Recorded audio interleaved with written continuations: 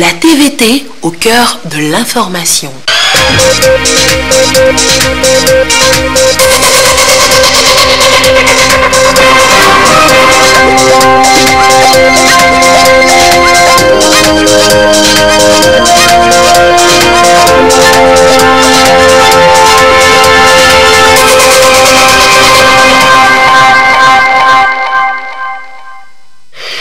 Merci de votre attention. L'actualité ce soir est essentiellement consacrée aux luttes et valeurs en pays kabye. Plusieurs finales à suivre tout à l'heure dans cette édition. Nous serons notamment à Pia, à Sarakawa, à Lama et dans bien d'autres arènes dans la cause de chaudes empoignades suivies ici et là par le chef de l'État. Voilà, madame, monsieur, le sommaire de cette édition. Bienvenue au 20h. Bonsoir à tous. L'acte final donc dans tous les cantons pour l'édition 2018 des Évalars en pays kabye. 4 finales ont lieu ce vendredi. On en parle tout à l'heure dans cette édition. Hier déjà ont lieu les finales à Pia, à Sarakawa, puis à Agbandeyaka. 3 finales donc. D'abord celle de Pia.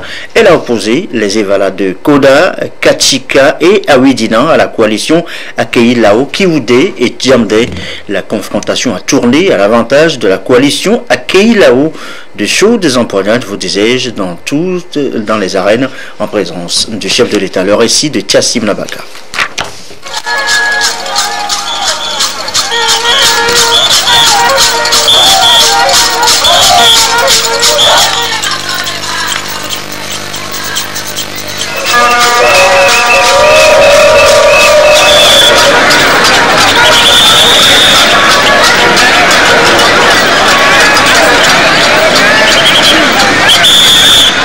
À la grande finale dans le canton de Pia, les empoignades entre les lutteurs de premier rang sont des plus spectaculaires et des plus prégnantes.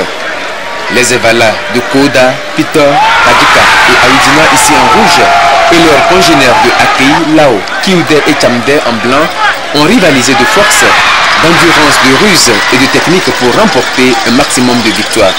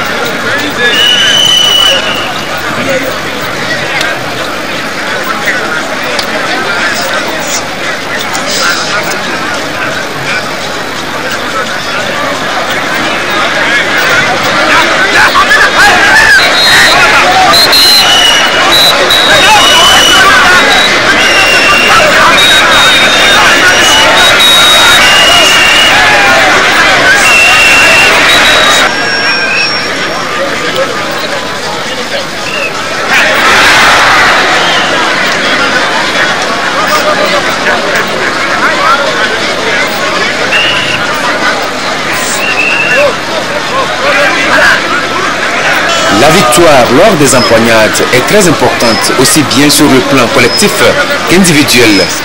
Si la famille et la communauté du lutteur en tirent fierté et honneur, les Valos acquièrent lui un statut social prestigieux. La société cabière étant fortement stratifiée et hiérarchisée en classe d'âge, la prééminence entre les membres d'une même classe est déterminée par la victoire ou non lors des luttes Evala.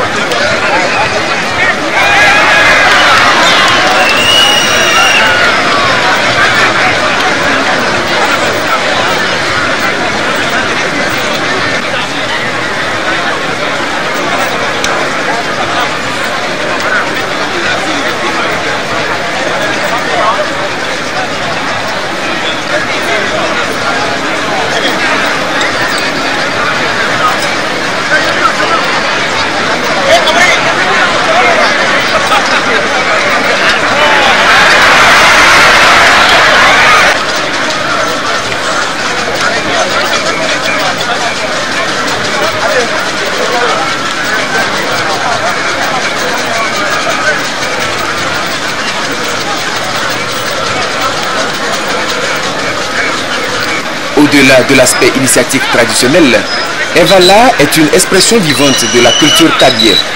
Elle attire chaque année une foule immense parmi laquelle des touristes, favorisant du coup le brassage des peuples et le développement des activités socio-économiques. C'est vraiment impressionnant de voir tout ce qu'ils sont capables de faire, puis c'est vraiment un bel événement, bien organisé. Je trouve ça très impressionnant parce que on voit à la fois les combats bien sûr, mais surtout l'ambiance ici, de voir les groupes, la musique, les gens qui dansent et tout ça, c'est très impressionnant pour moi.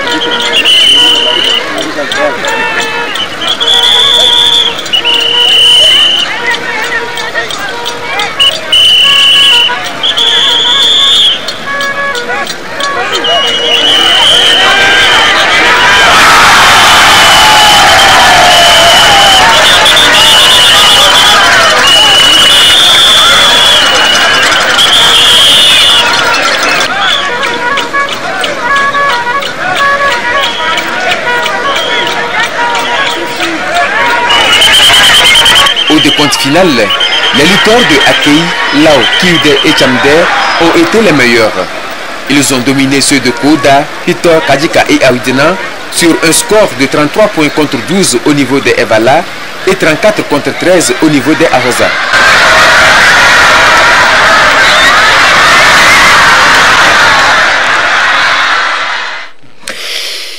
Finale à Pia, donc direction maintenant à Sarakawa. Les Evala de Sara étaient face à leurs adversaires de Kawa et Pessi. Véritable démonstration d'endurance, là aussi, de tactique et de force physique pour les jeunes lutteurs dans les arènes.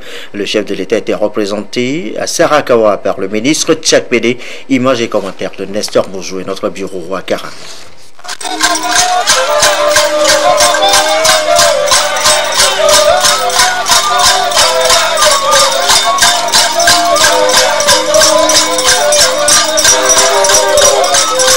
Sarakawa est le second canton après Pia a livré sa finale ce jeudi. Le chef de l'État a été représenté par Komi Balamo Tchakpele, ministre des enseignements primaires et secondaires. Les Evala de Sara en rouge, ceux de Kawa et Pessidé en blanc.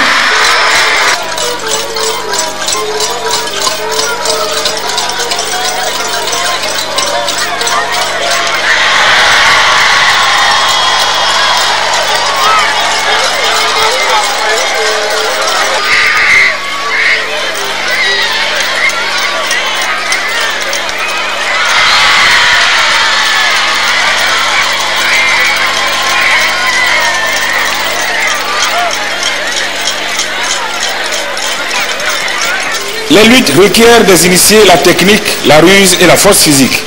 Un compétiteur qui réunit ses qualités met toutes les chances de son côté pour faire une bonne prestation. C'est tout à son honneur et à celui de son camp.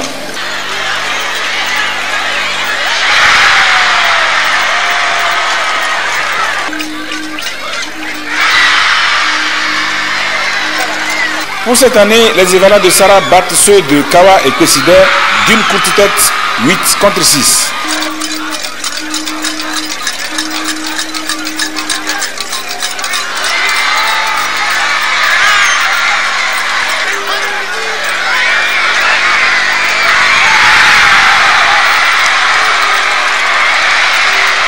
Au niveau des arrosas ou non initiés, ceux de Sara en bleu ont donné une véritable leçon de lutte à leurs adversaires. Ils les écrasent par 25 contre 7.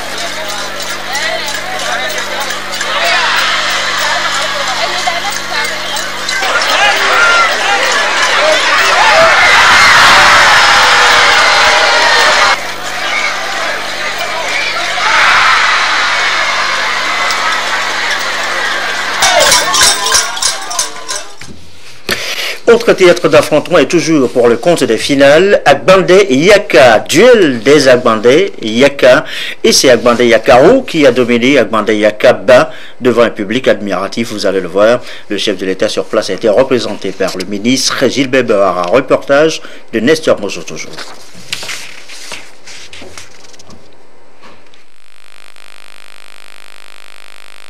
Annoncé cette finale à Agbandé Yaka, duel à des Agbandé Yaka, vous disais-je, donc qui a opposé Agbandé Yaka haut à Agbandé Yaka bas devant un public admiratif, et le chef de l'État sur place a été représenté, vous disais-je, par le ministre Gilbert Bahara. Reportage de Nestor Moujou.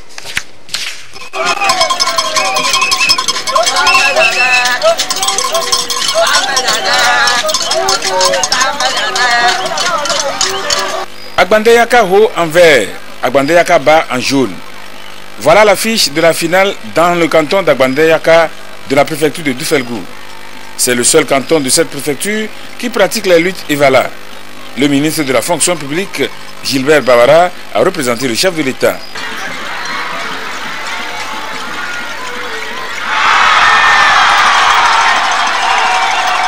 Agbandé Yaka a commencé les luttes il n'y a pas si longtemps, mais d'année en année, les compétiteurs s'améliorent. Ils gagnent l'expérience en technique.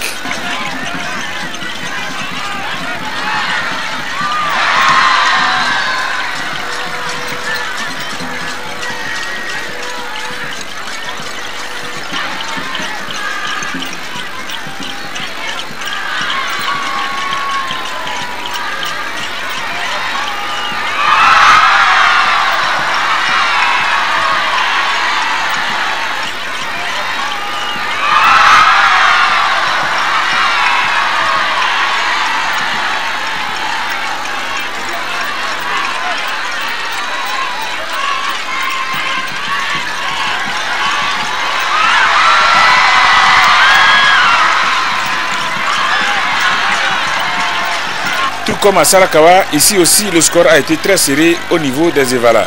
Les Verts d'Agbandeyaka Ho tirent leur épingle du jeu en dominant les jaunes d'Agbandeyaka Ba par 18 points contre 17. Par 18 points contre 17.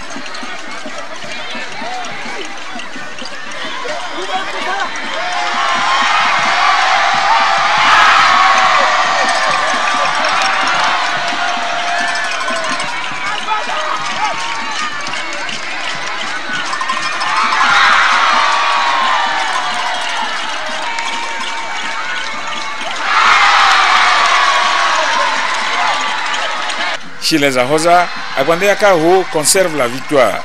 Il s'impose par 17 contre 12 à ceux de Agbandeyaka Ba.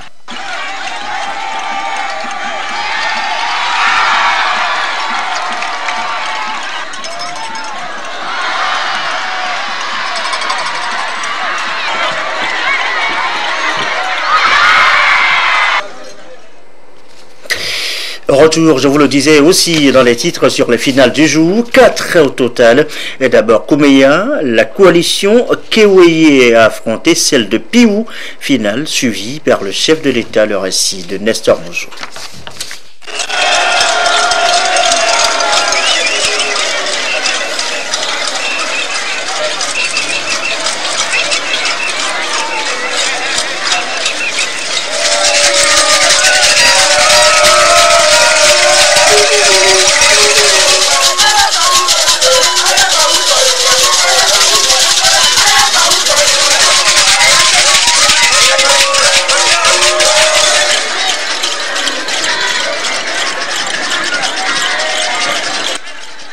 Septième jour des luttes en pays Kabyé.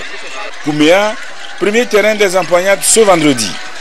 La finale dans ce canton oppose la coalition Piou en rouge à celle de Kewe en blanc. Piou, composé des villages de Houdé, Namdana, Feuda, Choida, Piyo, Patayou et Lauda. Quant à Kewe, elle compte les villages de Sondé, Lou, Kore, Mandela et Sedna.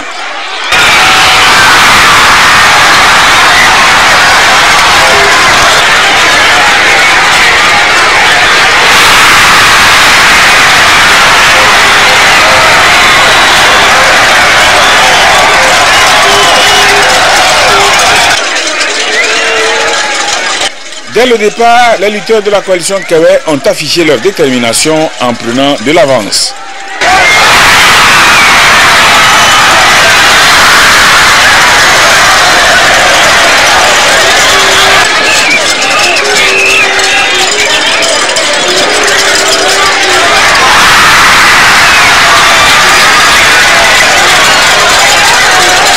La coalition de Piou n'a pas pu trouver les moyens pour contrecarrer la fougue de Kewe. Les Blancs confirment leur domination au fil du temps.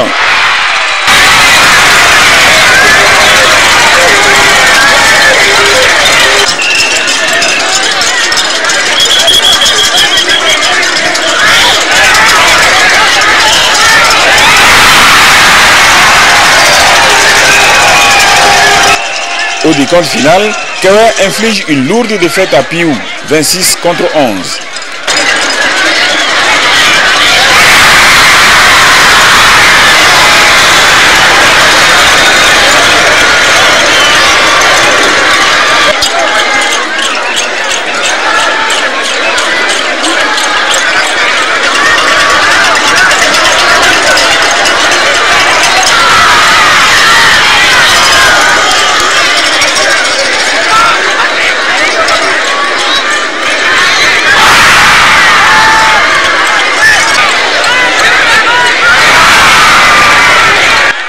Les couleurs des chocs ont changé au moment où les non-initiés ont succédé à leur aîné dans l'arène.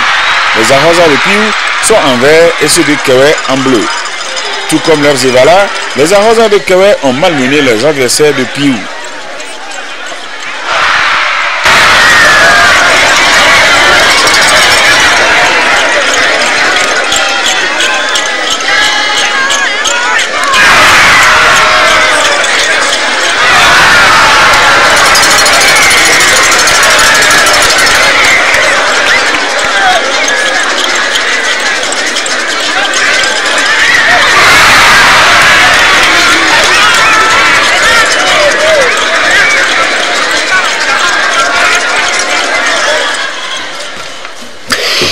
Autre finale, autre duel à suivre, Lama-Haut contre Lama-Bas. Endurance, courage, ténacité ont été les qualités démontrées par les jeunes lutteurs, galvanisés, vous allez le voir, par la présence du chef de l'État. Reportage de Nestor Moussou.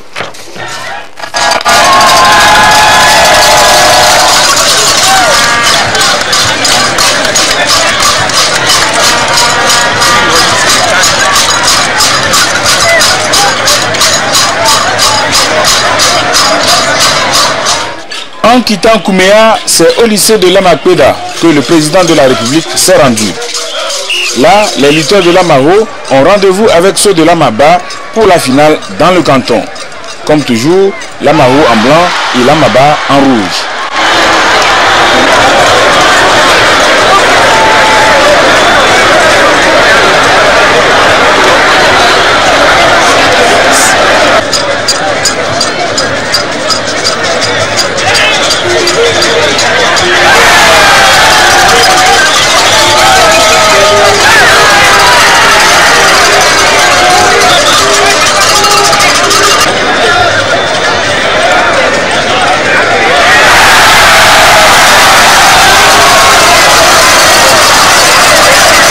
Forger son caractère afin de faire de lui un bouclier pour garantir la sécurité à sa communauté. C'est à ce souci que répond l'initiation du jeune Kabier, initiation qui dure 3 ans.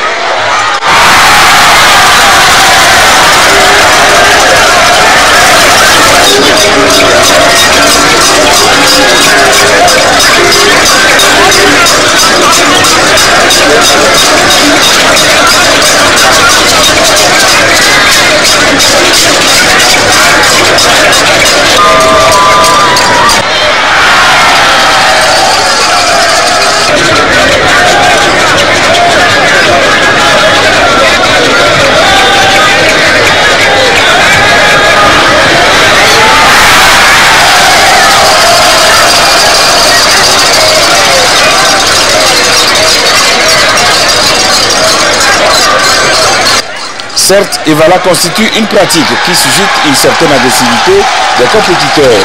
Cependant, les lutteurs sont exhortés à faire preuve de fair play.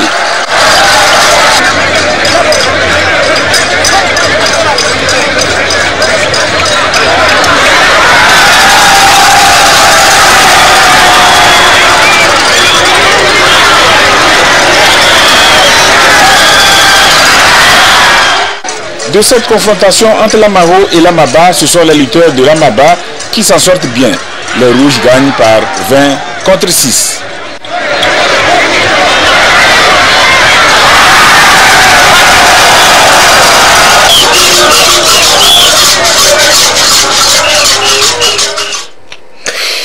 Acte final aussi dans le canton de Djamdé, cet après-midi même, les empoignades ont mis aux prises les lutteurs de Djamdé Haut et ceux de Djamdé Bas.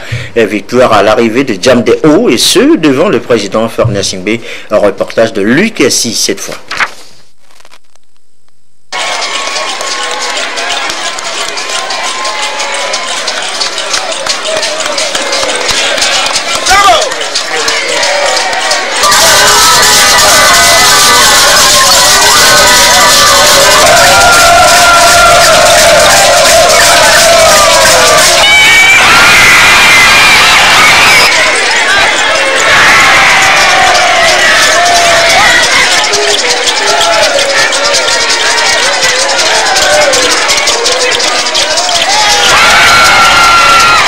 Les lutteurs de Djamdé Haut en short rouge aux prises avec ceux de Djamdé Bas en blanc pour le compte de la finale du canton de Djamdé. Des confrontations qui permettent aux lutteurs de part et d'autre d'affirmer leur capacité et aptitude à défendre l'honneur de leur famille et leur appartenance à une communauté.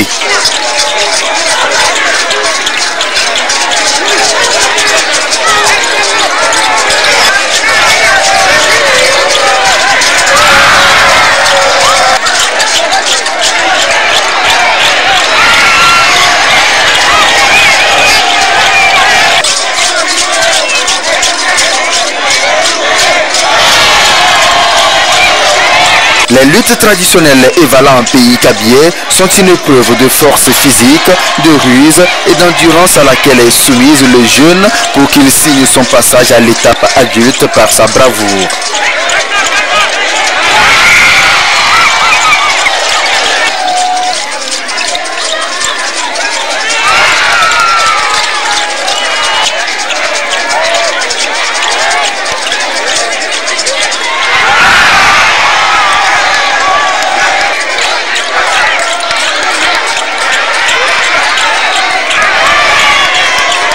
À l'issue de ces empoignades, suivies de bout en bout par le chef de l'État Faure Sozimna Nyasimbe, qui accorde une importance capitale aux rites et valeurs traditionnelles, ce sont les lutteurs de Djamdeba qui prennent le dessus sur leurs adversaires de Djamdeho sur le score de 26 contre 17.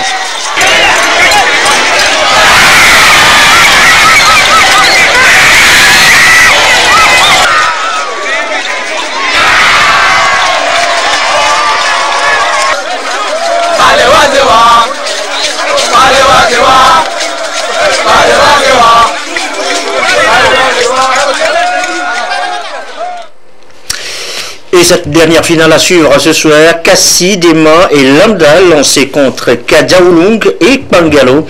Et des face-à-face après dans les arènes, là aussi. Le chef de l'État était représenté à l'occasion par le président de l'Assemblée nationale. Nous retrouvons pour les commentaires Nestor Mousso.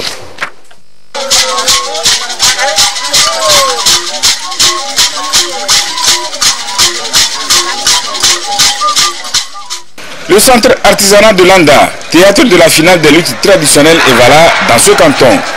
Ici à Landa, le chef de l'État est représenté par le président de l'Assemblée nationale, Dama Dramani. La coalition Kassi, Dewa, Landa en bleu défie celle de Kadja, Olum, Pagalo en blanc.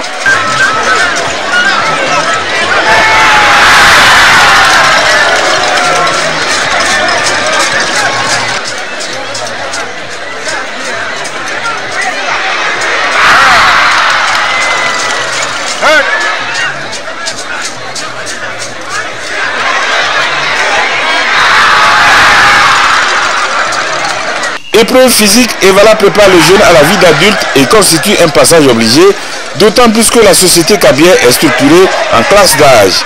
Un jeune qui se soustrait à cette initiation est traité de déraciné et est la risée des autres de son âge.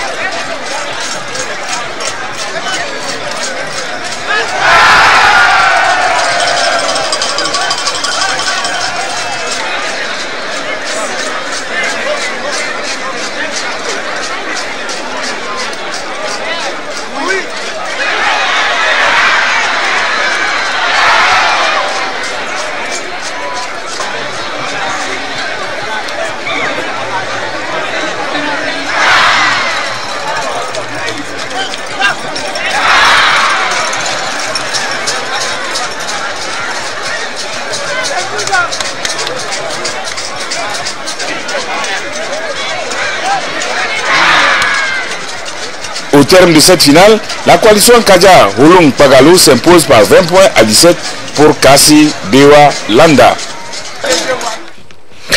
Et voilà donc ce qu'on peut dire donc des 7 finales, 3 hier, jeudi et 4 ce vendredi des luttes Evala édition 2018. Dans le reste de l'actualité, à signaler également cette information concernant donc le projet MIFA, démarré officiellement le 25 juin dernier. Le MIFA, mécanisme incitatif de financement agricole, vient d'obtenir son premier crédit de 95 millions de francs CFA au groupement de producteurs de riz de Tangnamboul dans la préfecture de Tangpen. Le chèque a été remis cet après-midi aux responsables du groupement Woumbovin c'était lors d'une cérémonie présidée par le chef de l'État. Voilà donc les images. Le président Fornet Singbe, le crédit octroyé donc par la SOGEMEF, Société Générale de Mésofinance, va servir à accroître la production agricole du groupement. Nous reviendrons dans l'intégralité sur les images et la cérémonie de ce vendredi. Il est 20h29. Dans le reste de l'actualité, je vous disais également cette préoccupation pour entrepreneurs, chefs d'entreprise. Quelle stratégie de communication pour booster votre activité? Question de discussion hier au 33e rendez-vous de l'initiative Jeudi Chose. Aïcha Zebro, Christine Péteki-Aloudé pour les précisions. La plupart des jeunes entrepreneurs produisent des biens et services, mais font face à la mévente parce qu'ils négligent la place de la communication au sein de l'entreprise. La plateforme d'information et de partage Jeudi Chose leur a offert l'opportunité de découvrir les stratégies de communication appropriées pour booster leurs activités. Avant, nous consacrions notre communication sur les réseaux sociaux et dans les foires et expositions. Et aujourd'hui, je pense qu'il faudrait aller bien plus au-delà de ça, essayer de créer un lien avec nos prospects ou nos clients. Je ne me suis jamais posé cette question. Et alors qu'une entreprise en création doit se poser beaucoup de questions avant de grandir. Chaque action de communication doit en principe viser à améliorer l'image de l'entreprise. Et une communication stratégique, c'est celle qui est cohérente et a un objectif. Les différentes cibles auxquelles les entrepreneurs s'adressent ont besoin d'informations. Que ce soit la cible interne, les salariés, ou la cible externe, tout ce qui est client, pouvoir public, partenaire, tout ce monde-là a besoin d'informations. Maintenant, je pense que le véritable défi, c'est comment on arrive à professionnaliser sa communication. Parce que, aussi bien, on peut penser que c'est naturel de communiquer parce qu'on échange, parce qu'on parle bien.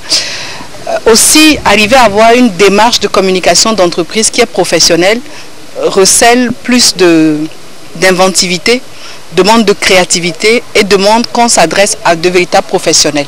Tout jeune entrepreneur, selon les experts en communication, doit dès l'élaboration de son projet d'entreprise faire une place importante à la communication, créer des outils basiques de communication, soigner son identité visuelle et son apparence au risque de perdre en efficacité.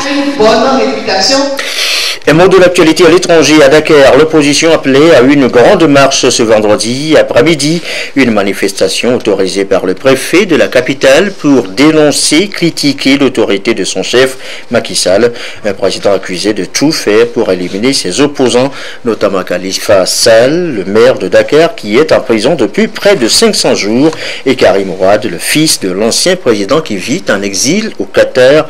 La marche s'est transformée en meeting en sa gloire. Retour chez nous au Togo a signalé cette séance de formation pour les sapeurs-pompiers. 15 ont été formés sur la prévention des risques d'incendie de premier niveau. Formation couronnée d'attestations reçues par les récipiendaires ce vendredi. Écoutez ça là. L'une des missions dévolues au corps des sapeurs-pompiers est d'intervenir en cas d'incendie. Mais prévenir vaut mieux que guérir. Comment les pompiers peuvent-ils aider la population à prévenir les risques d'incendie? C'est la problématique sur laquelle 15 pompiers de la caserne de Nikonakwe ont été édifiés 2 semaines durant. Ils reçoivent ici leur parchemin qui démontre leur capacité à intervenir auprès des particuliers et des sociétés à vue de les aider à étudier la conformité des dossiers et mener des contrôles de sécurité incendie.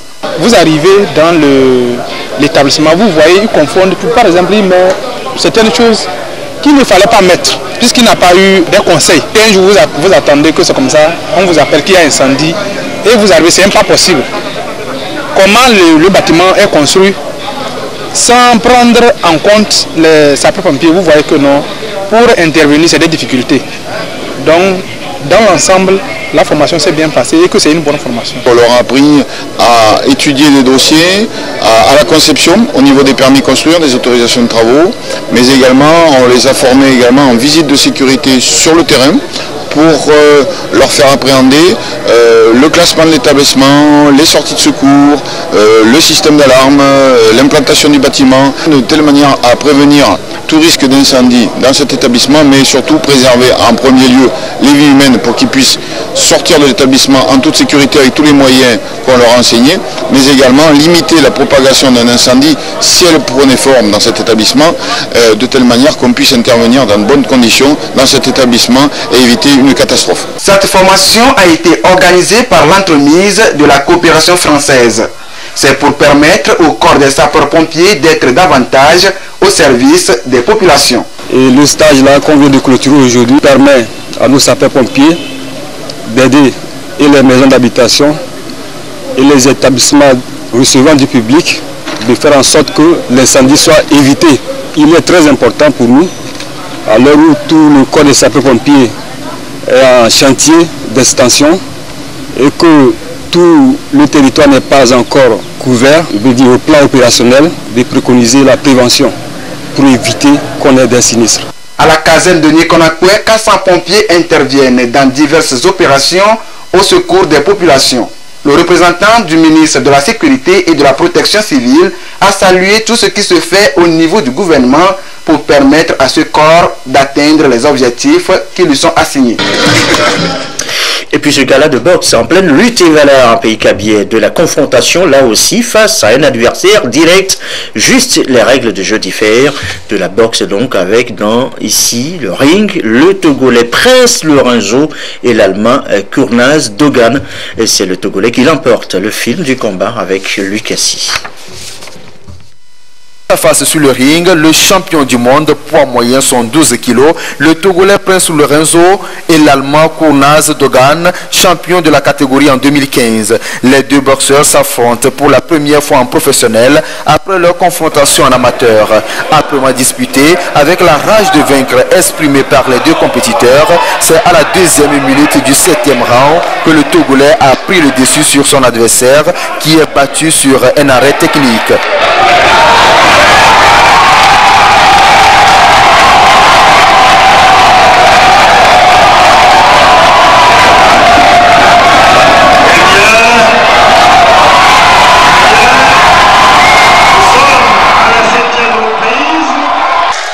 Une victoire naturellement bien accueillie par le public, sorti soutenir son champion. Et visiblement, c'est un sentiment d'un devoir accompli qui anime le vainqueur. À un moment donné, j'ai vu noir un peu. Et je me suis dit non, ici c'est mon pays. Et j'ai levé la tête et j'ai combattu. Et heureusement, je l'ai touché au bon moment et je l'ai gagné. Donc mes sentiments, je suis hyper content d'avoir gagné ces deux ceintures, plus la troisième que j'avais déjà définitive pour le Togo. Des combats comme ça, on n'en a plus vu il y a longtemps et nous voudrions qu'il y en ait encore plus dans le domaine de la boxe professionnelle. Et nous invitons tous les amoureux du noble art à vraiment participer à cette dynamique que nous voulons remettre en place au Togo pour que nous puissions faire naître des vocations au sein de nos jeunes et que demain nous ayons d'autres champions togolais qui peuvent être champions du monde dans plusieurs catégories et rivaliser avec d'autres sur les autres continents. Prince Lorenzo a mis ses deux titres mondiaux en jeu, notamment les ceintures GBA et IBF, afin de les conserver à l'issue de ce combat s'il le gagnait, ce qui fut fait d'ailleurs. C'est la troisième ceinture conquise par le boxeur togolais pour son pays. À travers ces titres, la boxe togolaise retrouve à nouveau des couleurs. C'est avec beaucoup d'émotion que j'ai vu qu'il a conclu. Et de la belle manière, celle que je lui connais par le chaos. C'est une fierté, beaucoup d'émotions, au-delà de ce qui vient de se passer, au-delà du fait qu'il ait validé, qu'il ait confirmé, conforté ces deux ceintures définitivement. Eh bien, il a montré à la jeunesse que c'est dans la difficulté, par le travail, et que l'on a une chance de pouvoir s'en sortir. Ces 3 ceintures appartiennent désormais au Togo et seront exposées au musée des sports selon le vœu du champion mondial Prince Lorenzo. Bien avant ce combat, le public a eu le plaisir de vivre des exhibitions de muscles par de jeunes Togolais et 3 combats dont un féminin dans les catégories poids léger, super plume et super léger. Et je vous le disais, de la boxe en pleine Lutevala, les Lutevala qui reprennent leur droit de cité demain samedi par les finales à Tcharé, à Sundina et à Lassa. Suivra donc dans notre édition du soir, 20h et 22h30. Ce communiqué, avant de nous séparer, m'a été donné de constater que des individus mal intentionnés se saisissent du processus de sélection des bénéficiaires de micro-projets à financer sur le fonds compétitif du projet d'appui au secteur agricole, PASA, pour réclamer une somme d'argent afin d'intervenir en leur faveur dans le traitement de leur dossier. Le ministère de l'Agriculture, de l'Élevage et de la Pêche informe le public qu'aucune instruction n'a été donnée à qui que ce soit dans ce sens et c'est à titre gratuit que le processus se déroule. Il invite donc la population à plus de vigilance pour dénoncer toute tentative d'escroquerie préjudiciable à la politique du gouvernement en matière de financement des initiatives de développement à la base. Il tient à informer les auteurs de ces pratiques et qu'ils seront soumis à la rigueur de la loi. La planification familiale est un droit humain, c'est le thème de la journée mondiale de la population célébrée le 11 juillet dernier au cœur de la nation. Table ce soir sur la question du planning familial et ses avantages sur les populations en général et en particulier celle du Togo, à suivre tout à l'heure à partir de 21h en direct sur la télévision togolaise. Anita Atigakou déjà en place avec ses invités. Et ceci referme cette édition du soir. Merci à vous qui nous suivez ce soir partout dans la Cosa à l'honneur cette semaine et comme d'habitude et toujours fidèlement. Une belle soirée, agréable week-end.